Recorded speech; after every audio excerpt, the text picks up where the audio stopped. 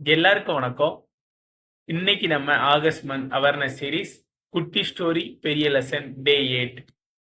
ஒரு ஊர்ல ரவி அண்ணன் ஒரு அண்ணன் இருந்தாரு. 45 வயசு.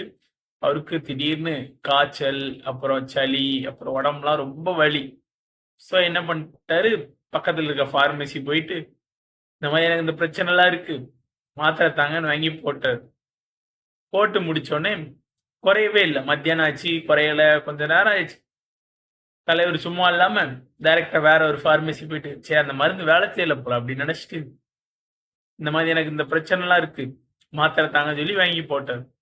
போட்ட கொஞ்ச நேரத்திலேயே அவருக்கு ரொம்ப தலை சுத்து அந்த மாதிரிலாம் வந்திருக்கு. அப்புறம் ஹாஸ்பிட்டல் கூட்டு போயிருக்கு. அந்த 2 மாத்திரையை எல்லாம் எடுத்துட்டு போயிருக்காங்க.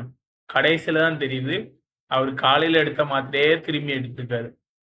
அதாவது இந்த இதுல என்ன பிரச்சனை ஆயிடுனா, நீங்க ஒரே ட்ரக்க 2 வாட்டி டபுளா எடுக்கும்போது என்ன ஆகுதுன்னா, அதோட டோஸ் வந்து ஓவர் டோஸ் ஆகி உங்களுக்கு உடம்புக்கு பெரிய தீங்கு விளைவிக்கக்கூடிய ப்ராப்ளமா மாறிடும். ஸோ இந்த வீடியோ பார்க்குறவங்க யாராவது இந்த மாதிரி உங்க வீட்ல யாராவது இந்த மாதிரி முறையா பிரிஸ்கிரிப்ஷன் இல்லாம டேப்லெட் எடுத்துட்டு இருக்காங்கன்னா, அவங்களுக்கு இந்த வீடியோ அனுப்பி விடுங்க. அவங்களுக்கு வந்து புரியணும். நம்மள நெறைய பேர் நம்ம பண்றது தப்புன்னே தெரியாம பண்ணிட்டு இருக்கோம்ல. ஜஸ்ட் நம்ம ஒரு அவேர்னஸ் கிரியேட் பண்றதுக்காக தான் இந்த சீரிஸ்.